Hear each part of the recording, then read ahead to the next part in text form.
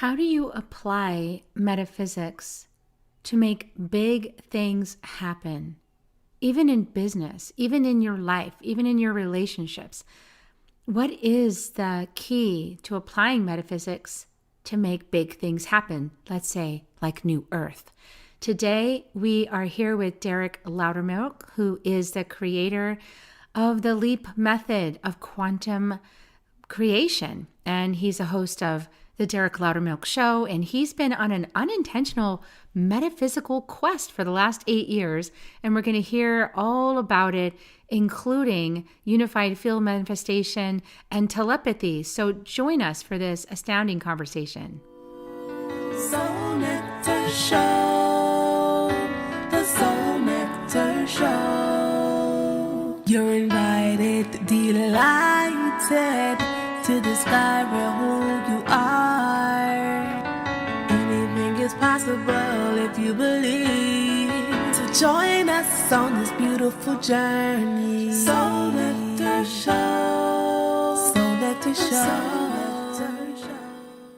Well, hello and welcome everybody back to Soul Nectar Show, that show where we talk about all things essence, where we gather around the campfire together like our ancestors did before us, and we tell our stories and we share our experiences and we connect with that which is bigger than us.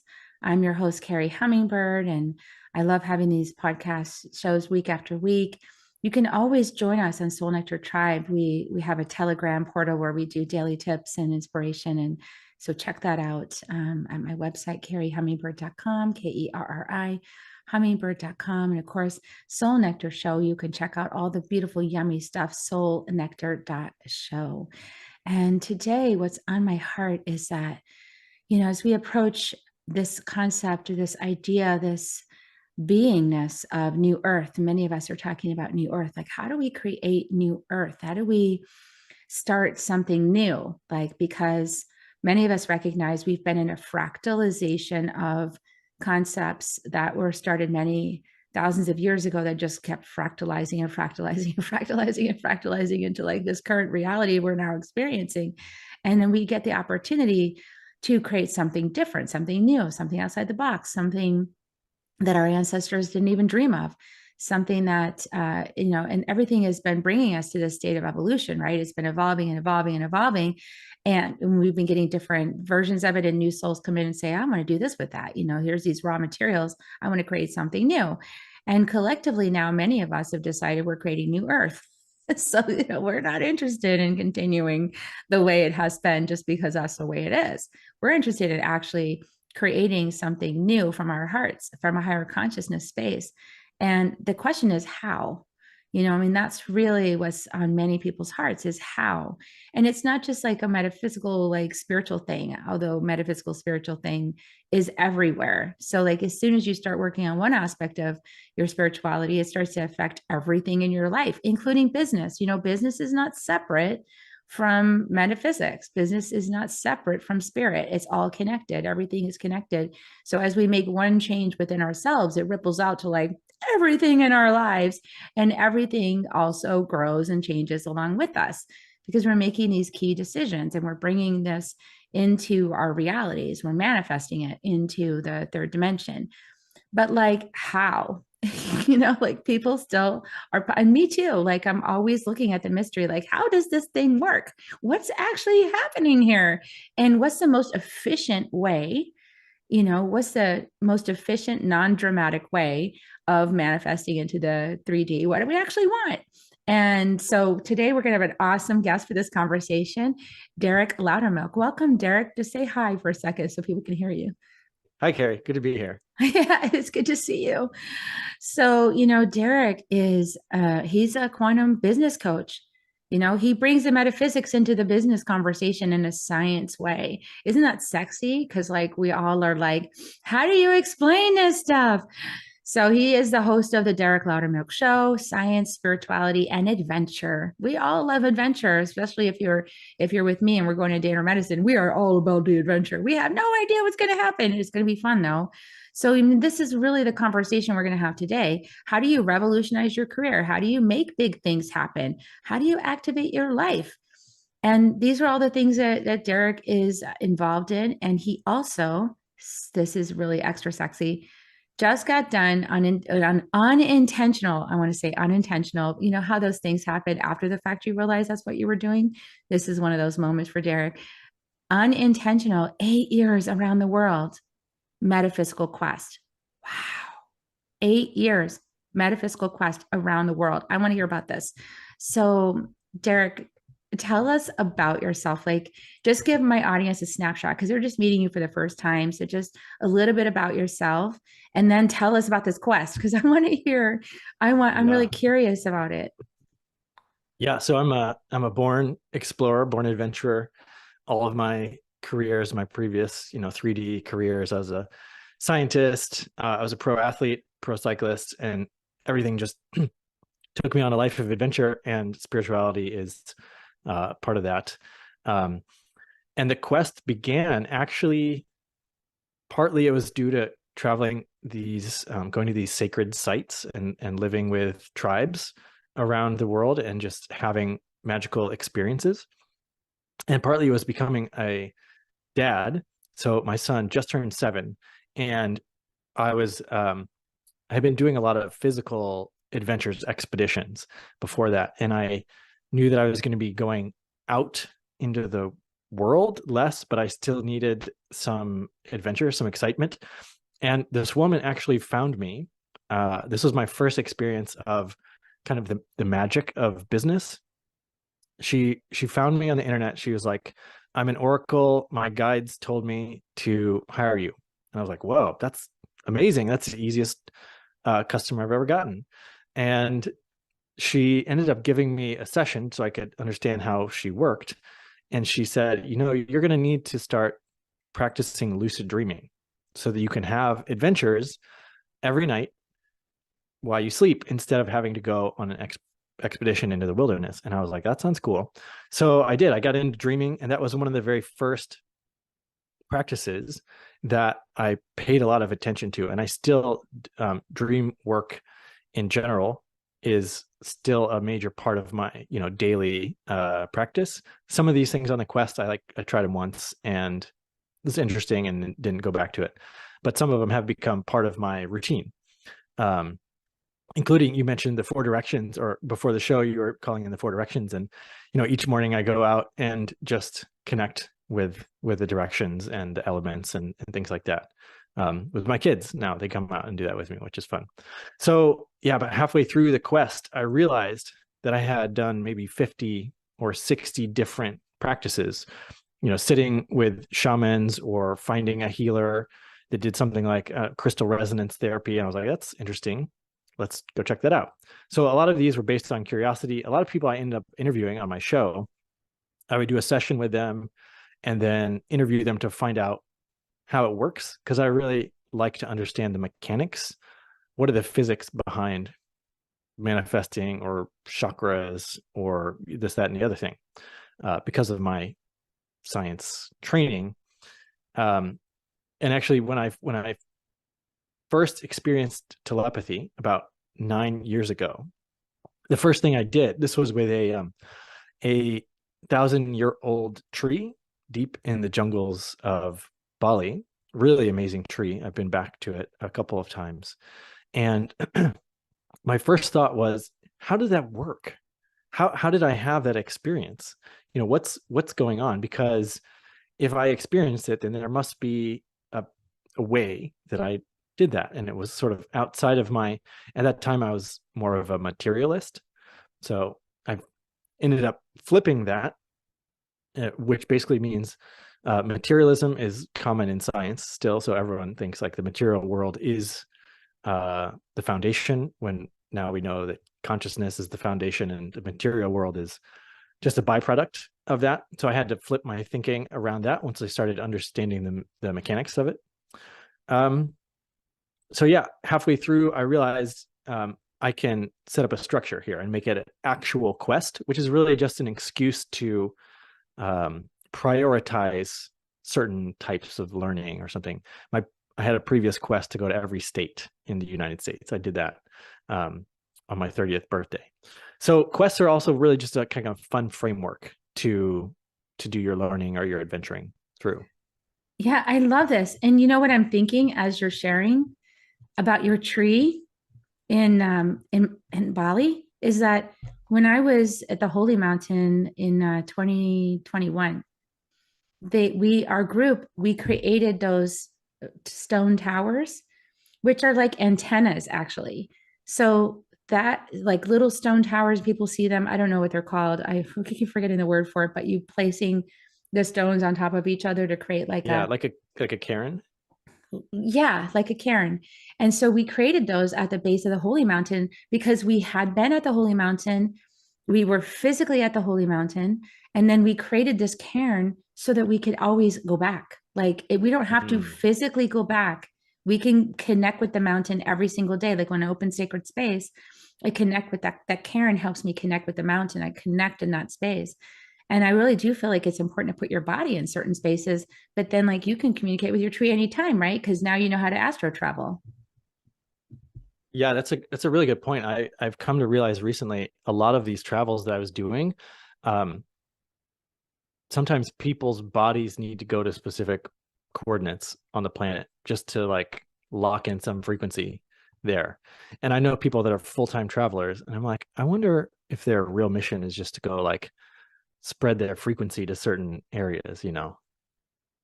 Yeah, I feel like that's true. And, you know, sometimes I feel like that, and this is just a silly story, but like I'll feel like I'm called to go eat at a certain place I never ate before, and I'm called to just sit there. And sometimes I wonder, why am I sitting here? I don't want to be here, but you know, my personality doesn't want to be here. But for whatever reason, that timing is really important for the synchronistic engine. I don't know, that's needing me to be there. And sometimes I do have an interesting conversation, you know, in those spaces. And sometimes it's just about the energy. I like that term, synchronicity engine. That's awesome. Yeah. What we were talking about the tree. There was something I was gonna the antenna. Oh, I was curious about the mountain. You said the holy mountain. Is that Mount Kailash or a different holy mountain? Yeah. So in Peru, because I study with the Caro shamans in Peru, their holy mountain, they have a couple of different holy mountains, but the one that we visit is Alsangate. Alsangate is their like holy mountain. They have other holy mountains too. They have Huamanlipa. I mean, they have tons of holy mountains, but Alsangate, we go on a pilgrimage. That's the mountain that was calling me. And so we took my people up there and we spent the night. We spent like 4 days up there on the mountain and went to these various locations on the mountain and did sacred ceremony. And, Nice. you know, anytime, you know, there's like the tourist way to go places, and then there's like the spiritual way. I'm really glad that you seem to have gone the spiritual way. I feel like a lot of people, like when they go to Peru, they go to Machu Picchu, right? They go like check out Machu Picchu. And Machu Picchu is amazing. I want to say it's amazing what the culture did back then. It's just like incredible to be in that space. But gosh, there's like really cool spaces to go to that are really off the beaten path that you sit with the shaman and you do some ceremony there. And it's like, wow, like what is this place? You know, and it's that subtle, invisible, yet palpable energetic in these places that they know are sacred that they don't like advertise, you know, because they don't want it trampled, but they invite you if you're really on the path to be part of that experience. And I think that's probably true around the whole world, I imagine. Yeah, you're reminding me of this. I'm in the middle of this project that I've been called to do, which is called the Five Rivers Healing Project. I live in the Midwest. So we have the Mississippi, the Missouri, the Illinois, the Ohio, and the Merrimack rivers all come together within this like 100-mile stretch of river. And that's the water for 2/3 of the country that flows through here. And I've been doing these ceremonies at the confluence points. And I've only ever done the ceremonies in the bitter, awful cold. And it's like every time I get there, I'm like, why did I pick this day? Or like, why is the weather so terrible? And I, wake up before sunrise and I'm out there sometimes by myself. And it's like, what am I even doing? But sometimes I feel like I have to go to these sites, and sometimes they're really dirty. They're not used for anything anymore because there's no Native Americans or anyone that knows the history of the land. It's just like maybe there's a barge parked there, or maybe it's a commercial site now, because no one's really thinking about the river and the land in that same way. Yeah, but sometimes you just have to go to these random places and do a thing. I don't even really know what I'm doing. So So when just you're, go I out there mean, and but that is the synchronistic engine. That is like calling you to go and do something that seems pointless or curious about its purpose, or but it just feels right. And I'm going to go and hang out here in this spot, and I'm going to yeah. pray, and I'm going to hope that my prayers actually do something good, but it's intangible, right? Like it's not like, I mean, I don't know, maybe you're getting mystical visions of like Jesus showing up and saying that was a really good thing that you just did or something. But like I haven't had those. I just have to have like this knowing inside my heart that there's something that happened there that was really powerful, and just trust that. Is that the same for you? Yeah. I think it's like the rational mind that comes in, is like, what are the steps here? How am I doing it right? But yeah, this project came in and instantly I knew. It actually came in 3 years ago, right? Maybe that's now 4 years ago, right before the pandemic started. I was like, we're gonna do it. It's gonna be amazing, and I'm gonna have all these people do it with me, and that didn't pan out. But my goal was to actually, my initial vision for the project was to set a world record, so world's largest crystal grid or world's largest peace meditation or something like that. And I was going to try to link all the churches in the region and all the spiritual groups and have them each, because I've been studying science of quartz and crystal grids and things like that. I was like, we could put our prayers into the crystals, and then we could have so what's really cool is that you can put an intention into a crystal, and then you can run water past it, and then the water picks up that intention from the crystal. So you could put like just a reset intention, like a peace and detox and purity intention into a crystal, and then have the river run past it, and then the rivers would sort of help, probably be assisted to clean themselves up, right? And the water being the circulatory system of the country, of the continent. I thought, oh, this will be great. And then I try to make it fun. That's why I was like, oh, world record, just get people excited, because even if they don't understand how the process works, at least they're going to want to participate in it. And it was like this huge vision, and then 3 years later, it's just me on the banks of the river by myself with my drum. And I want to say, actually, that's so beautiful that it is, because I have the same impulses. I feel like you and I share, being messengers. And as a messenger, we want to share the message, right? Like we want a lot of people to hear the message. And my guidance is always telling me it's not about fame, it's about, influence. So that thing you're doing is actually influencing a lot of people in a way that's so subtle, they don't even know it's happening. They're being influenced towards peace, towards vitality, towards love. And let's just say influence is a lot of responsibility to hold, because, some of us are waking up, most of us, and to our degree of waking up, we might inadvertently have subconscious intentions we don't even know that we be putting in the crystal. You know what I'm saying? Like if, depending on our ability to really know ourselves in truth. So I do think it takes a lot of personal awareness, right, of our own shadows and our own path and ourselves, so that when we show up to it, we're really clear, like crystals will pick up all the intentions. Yeah. And I think your project could still happen. I just think maybe people needed more time and space to get to the place where they could make really powerful intentions beyond self-interest. Yeah. And like just purely for the good of all.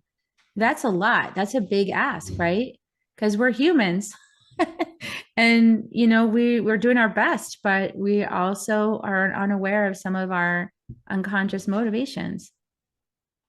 Yeah, or even just being able to maintain a clean attention for 60 seconds to set your intention. Like, Exactly. oh, I did it for 6 seconds, and where did my mind go? That's what I'm talking about. It's like when you're setting intention in the crystal, because I'm practicing with a crystal wand right now. That's why I'm particularly keyed into this conversation, because I have certain intentions. Like I would love more people to choose to be earth keepers, right? I'd love more people to choose to be a carrier of the mesa, which is, a signifier of being here for earth and for the goodness of all.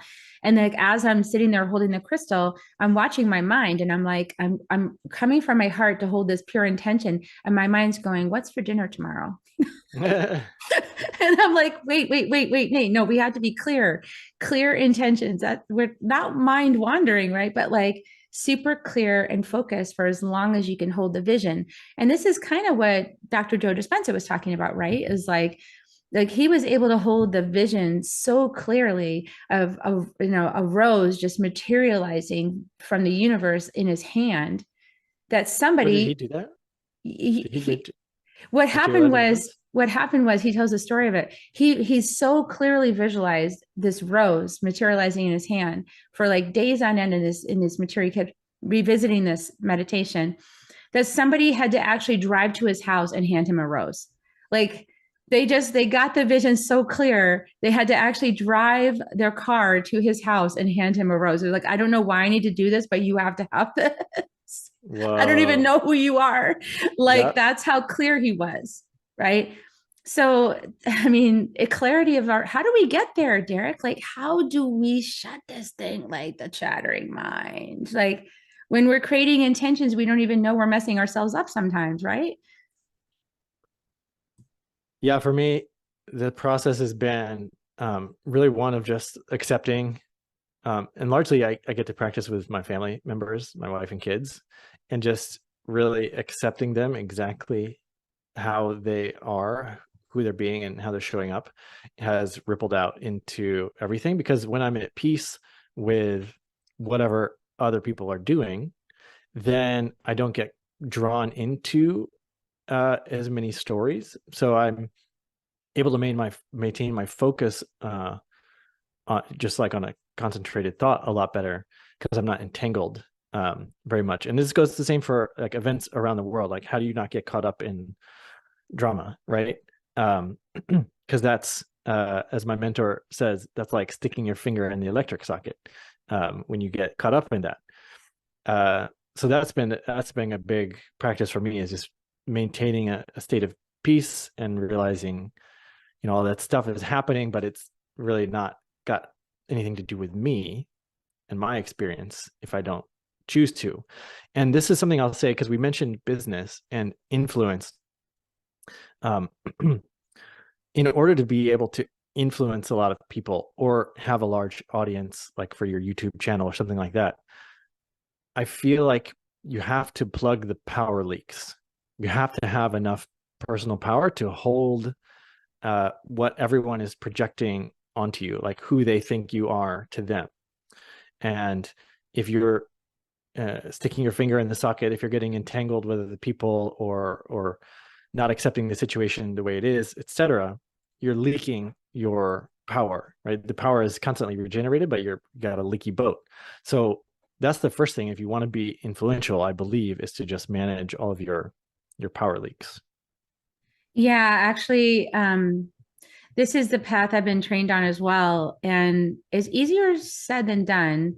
And it is a practice of discernment, because we can like shore up the really big leaks that are pretty obvious, like, okay, I'm constantly getting involved and entangled in my son's journey, for example, right? It's like, oh, what's going on here? And, like getting emotionally, invested. But then there's more subtle ones, like you were talking about, when we put ourselves out there. And I think this is a reason why a lot of budding thought leaders and messengers, they feel like it's scary to be visible. Like there's like this unconscious belief that it's really frightening to be visible. And I think it's because of this projection field, is because at the moment you put yourself out there to more and more people, then you are encountering their projections of you, and how to not take those personally so that they don't like get into your energy or influence you in that way. Like, who you are, right? You have to know who you are in truth really strongly in order to not take it all personally. What are your thoughts on that? Because I know that's a thing, because I've been experiencing it for sure. Yeah, I actually had an encounter with Captain America a while back, and he was teaching me that he's this normal guy who happens to have superpowers and became a symbol. Like this is Captain America's story. He's like on all the posters. He means so many things to so many people because he's a propaganda story, but he's also just a guy who's just trying to, live in integrity. And so he was teaching me about what it means to be a symbol to people, that they latch on stories and meaning to him as a person. And so he's got to manage that. He's got to understand that all those egregores, maybe would be the term, exist between him and the people that witness him. And he's just got to keep living as himself as well. It's really interesting because I never really thought much about Captain America before, but Yeah, well, for some little, it's like Spider-Man, for like some little kids, that's a big deal. They dress up in the Spider-Man costume at Halloween, or it's Captain America, it's something to look up to. And then that can be a really, that pedestal has a long way to fall off of it. So, this is what religious leaders always have problems with, is that they're human, they're going to make mistakes, and you're going to fall off that pedestal sooner or later. Somebody's going to trigger them somehow, and their humanity is going to come out and be visible. It's like, oh, they're human too. What? I thought they were superhuman. No, they're just human. They're just doing a really good job at having integrity. So how can we be powerful? I mean, you're talking about 8 years metaphysical quest. You study with all these various medicine people and different traditions. Did you distill it down? I mean, what did you realize? Like, how many practices can you actually practice on a daily basis? And how did you choose like which ones you were actually going to do? Is there any commonality between all of them? well, there's a lot. I tested a bunch of different healing practices, from like EFT to emotion code to vocal transformation, Reiki. I learned all the things. And I feel like there's not as much left to uncover on the healing side, because you go through layers and layers and layers, and then eventually it's like I don't really feel like I need need anything else from that side of things. And so a lot of those were 1, 2, 3, 4, 5 sessions. I am still really interested in QHHT, getting Dolores Cannon. I haven't dug into her work except for recently, and I'm pretty intrigued by the subconscious. And I've been using hypnosis for a long time to program identity. Just a lot of times, if you want to accomplish something as an entrepreneur, you start with who you need to be. So you program the identity, and then you program the habits, and then everything else just falls into place from there. So on the healing side of things, a lot of times you can do a one-off session and get dramatic results. Like my kid was 10 out of 10 fear of dogs, and I just posted on my Facebook groups, where I know lots of healers and different practitioners, say who can help with my kid. And a friend who's an emotion code practitioner, she's like, I can probably do that. And in one session remotely, she was in a different state. He went from a 10 out of 10 to neutral, 1 out of 10. Totally doesn't even really think about dogs anymore. And it was amazing because in her report, she basically said she had found 35 or so charges that had built up in his heart wall connection, but that were getting in the way of him and a good relationship with dogs. And only 4 of them came from this lifetime. And that just blew me away, right? He had, and only 2 of them were his, like 2 of them were mine, and 2 of them were his. And then the rest were all from other lifetimes, I guess. And that taught me like how much can bleed through from lifetime to lifetime. And take on experiences from other people. And he didn't need all those charge, like they weren't serving a purpose, right? So it cleaned it up really quick. And that's so cool, because right now he just has a clean shot. And that's kind of how I think of healing. Like, we just need to clear away the debris to allow us to just sort of have a clear path to just to be who we are and deliver our what we agreed to do when we're here. Yeah. And I think the healing is always going to apply as long as we're going for the next bid for power. So like, as long as we're expanding, right? As long as we're deepening, as long as we're continuing to dream with our soul for that next thing, that next level of whatever within us, then that is going to automatically initiate this next level of healing. Like me starting my podcast 7 years ago, that was a lot, right? Like, it was like, oh my gosh, I'm going to like go out and speak about all these crazy topics and everyone's going to think I'm crazy because it's like spirituality and I'm going to go in the deep end and they're going to go, whoa, whoa, whoa, whoa. And so I was, I didn't want to be perceived that way. I had 20 years in high tech. So I didn't want people to think of me that way. But then, like you said, I love what you said about pick the identity. I was like, I'm going to be Carrie Hummingbird. What does that even mean? And so I had to decide, what does that mean? What does it mean to be Carrie Hummingbird? And then as an entrepreneur, I'm responsible for my own dream and the manifestation of my own dream, like continuing on the path until it manifests. So there is like those unconscious blocks, and like, I don't want people to ridicule me. Like I had a lot of like ridicule experience, in my marriage for 20 years. So I was like battling a lot of this feeling of being ridiculed, and not wanting to be ridiculed. And so as I got through that, look at me today, like I'm perfectly fine being on here, talk about whatever, but that took effort, But then there's also like, now I'm on the next level of like being called to create community, conscious community around, the Mesa.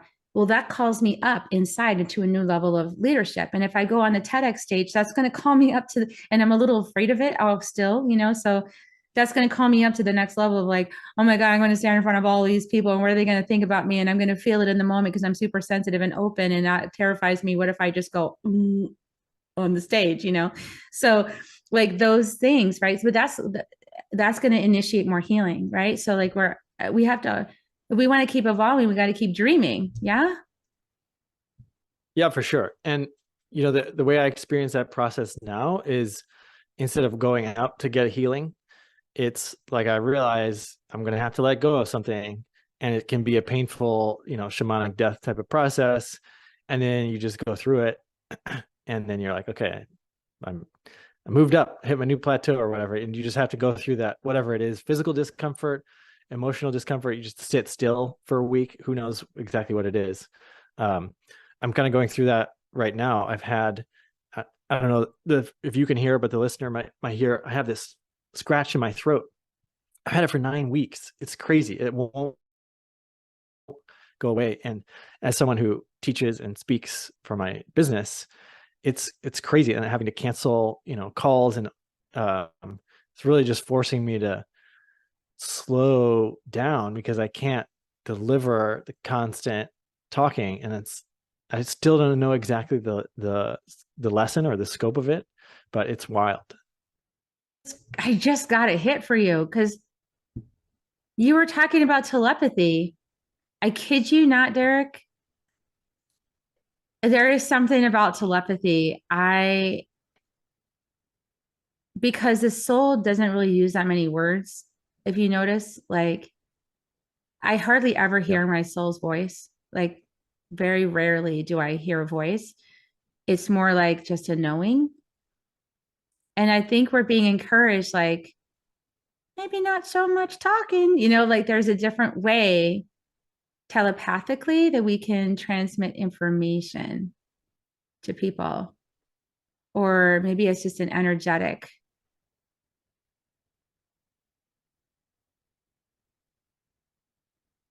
Yeah. I've been joking that the next book I'm writing is actually, you just have to tune into it telepathically. It won't actually be published. Save a lot of time. Mm-hmm. a show, imagine the podcast, right? Wherever 1 hour go. People are like, is there anything going on there? But they would have to tune in. The reason I say this is because shamanic journey is one of those paradigms that I became aware that as I was leading people on shamanic journey and I was guiding it, they were already where I said, like they were already there. Like if I said, we're walking down the staircase now, and then there's a door up ahead, they were already at the door. If I said, we walk out into a meadow and now there's a big mountain in front of us, they were already at the holy mountain. Like I didn't have to say it, actually. They were already there. And I've had feedback from some of my students saying, I didn't even hear what you said. I was just already there. And so like, in a way, just shut up, like you don't need to guide me. And so I'm in this like interesting conversation myself with, when do I need to stop talking? Like, because some of the students might need that little bit of nudge because they might still be too much in their minds. But other ones are like, no, I don't need that anymore. I'm there. Like, just create the space for me to connect, right? Because I'm just here my guides told me you're a door opener, so open the door. You're not a teacher, you're a door opener. We're the teachers. I was like, yeah. Okay, I'm a door opener. I open the door to you and you teach and I get to learn too. Yeah. Yeah. And it's such an effective parenting technique. I have 5-7-year-old and then a 6-month-old, but if I'm not actually reprimanding my kids, but just like sending them the emotion of like, don't do that, then they just stop, and I don't have to actually tell them, get off the couch with those scissors. Then they'll just do it. And that works pretty well because we sort of avoid conflict in that way. And we with my colleague Dita Young, we've been teaching this telepathy course for three seasons now. And one of the hardest parts is just people understanding how they process telepathic information, like understanding what, because a lot of people think, oh, I just made that up. That's my imagination. That's not actual telepathy. And it can feel like that, but that's part of it. And then, there's, some people get it visually. Some people get words chirping at them. Some people see a movie. Some people just know things, right? Clairsentience. And so a big part of this is learning to trust how you receive and process nonverbal and telepathic information. But once you learn that, then you can really do a lot of communicating without words. And you have another one of those courses coming up in January. So perfect opportunity for everybody to check that out. And we'll put the link below, but like, that's very fascinating. Yeah. And I do think that's where the world is going. My eldest son, for a while, I was having a hard time because he didn't want to use words, and I love words. And so like we were having this, like, how do we communicate? Because you don't use words and I use a lot of them. So luckily we're kind of meeting in the middle more. But there was one time I actually heard what he said inside my head. I was like, I'm gonna show him what you said. Whoa. Did you speak that? And he said, yeah. I was like, oh my God, I just heard what you said inside my head. Cool. So, I mean, I'm like, I'm 54, so I'm the older model, but it's just cool how we have epigenetics, and, so we can transform everything, and in our consciousness. That's really cool. We can upgrade ourselves if we choose to.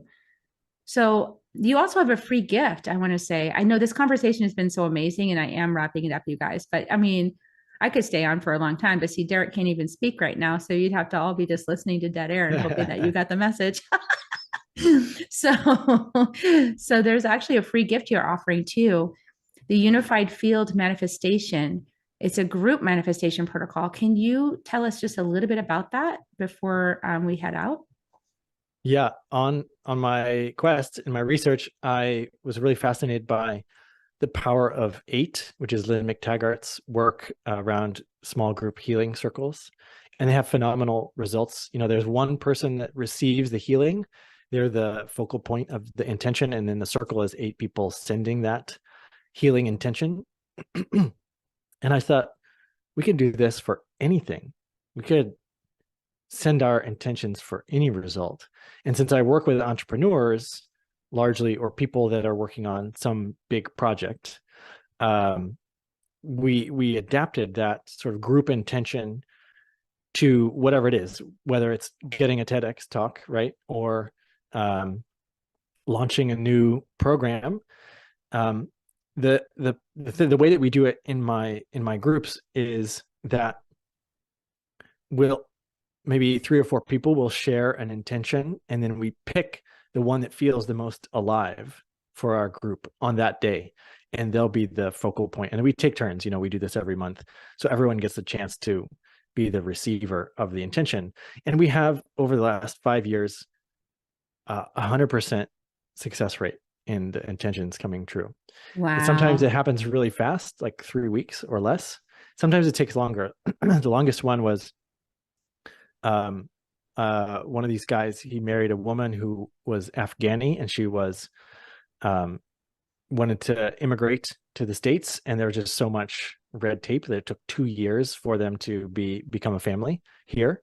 But sometimes it can be really quick, like $10,000 by the end of the month for sure is a really easy one. And so part of it is that you're speaking out loud what it is that you want. That does a lot of the work for aligning the actions and synchronicities to fall into place for you. And then we all spend 10 to 15 minutes sending the intention. And what's really cool is we get a lot of precognition about how the thing will unfold. So after we do the sending the intention, the meditation part, we often share, and we'll say, hey, I got some guidance for you around when you go on that TEDx stage, you should actually be wearing all green. So just so you know, that's how I saw you. Just really interesting stuff like that. Or you're going to meet a Spanish guy, and he's going to have a project for you. Heads up. Oh, that's so cool. So that's really fun. Oh, that's fun. That's like the Celestine prophecy in action, right? Like you're unlocking that. It's been so long since I read that, but yeah. So this, so I'm basically just sharing with people how they can do their own use this protocol for anything they want in their lives. And when you do it yourself, it's great. But when you do it with a group of people, it works so much better, and it just creates this love field between people, because we all want, what you're wanting. We want the world to have that thing that you're saying that you want to create. So let's all do it together. Oh, I love that. That is so resonant with me. I love it so much. Thank you for that gift. So we will put the link in the show notes, everyone. So you'll have a link to go access the unified field manifestation. And I'm also going to put a link to the telepathy course. So please go check that out. And I'll also put a link to Derek's podcast, because of course you want to go check out the Derek Loudermilk Show now, because like you just heard all this stuff and he's still speaking. He's not doing it telepathically yet. So please go check it out while he still speaks. Thanks so much for coming on the show today. I appreciate it. Making space for us and helping us be one of the few that get to hear your voice recently. So we'll give all the links, and please share this out with anybody that you know. Are there any last words you want to share with us, Derek, before you stop speaking entirely? Well, Carrie, it's been fun hanging out with you today. Yeah, thanks so much. Awesome. Okay, everyone. So we're going to give kisses. Derek, you can join me if you want to. Always give kisses, everybody. Just sending my love to you guys. Thank you for being with us all the way to the end of the show. Thank you, thank you, thank you. Thank you for sharing the message out to as many people as possible. And we just love you. And we'll see you next week. See you next week on Soul Nectar Show, everyone. Bye for now. If you found even one gold nugget in this episode of Soul Nectar Show, will you do us a favor? Will you subscribe, like, and share this episode? Maybe even write a comment and let us know what you thought about it. We really, really want to engage with you at a much deeper level. Let's be part of community together. Have a great week, everyone. Bye for now. To dive in deeper to nourishing conversation, visit soulnectar.show. Soul Nectar Show. Awaken, awake. Nectar Show. Take a sip from the drip of the nectar, from the source of who you are.